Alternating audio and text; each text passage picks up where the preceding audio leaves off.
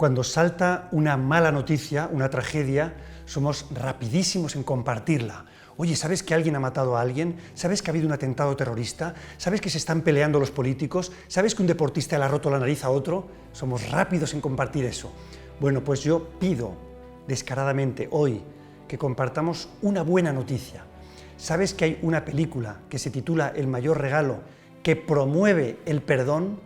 Una película que nos enseña a amarnos, a convivir en paz, aunque parezca que la convivencia se ha roto para siempre. Y no es un cuento bonito, son historias reales, de personas que se odiaban y que hoy se han vuelto a unir, que son amigos de nuevo. Creo que esta noticia es urgente. Y en la medida en que el primer fin de semana en que se estrene la película, las salas se llenen de espectadores que quieran recibir esa buena noticia y compartirla, la fiesta del perdón se expandirá a otras salas de cine, a otros países, para que la fiesta sea celebrada en todo el mundo. Muchas gracias y que empiece la fiesta.